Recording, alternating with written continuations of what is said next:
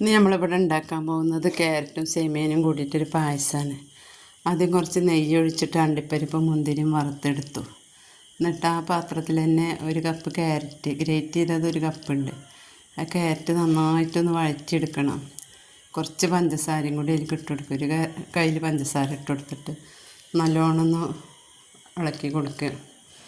ഒരു ഗ്ലാസ് പാൽ ഒഴിച്ചിട്ട് ആ പാലിൽ കിടന്നിട്ട് ക്യാരറ്റ് വേവണം. അതിനുശേഷം അത് വേറൊരു പാത്രത്തിലേക്ക് മാറ്റി വെക്കുക.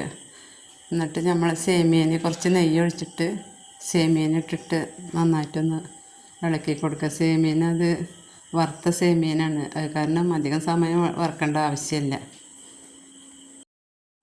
ഒരു മിക്സിയുടെ ജാറെടുത്തിട്ട് അതിൽ കുറച്ച് പഞ്ചസാരയും കുറച്ച് 5-6 ഏലക്കായ ഇട്ടിട്ട് നന്നായിട്ടൊന്ന് പൊടിച്ചെടുക്കുക. എന്നിട്ട് സേമിയനിലേക്ക് നമ്മൾ പാലൊക്കെ ഒഴിച്ച് ആവശ്യത്തിനുള്ള പഞ്ചസാര ഇട്ടിട്ട് ഇളക്കിക്കൊണ്ടിരിക്കുക. പകുതി വെന്തതിന് ശേഷം നമ്മൾ മാറ്റി വെച്ച ക്യാരറ്റ് അതിലൊഴിച്ചിട്ട് നല്ല മിക്സ് ചെയ്യുക.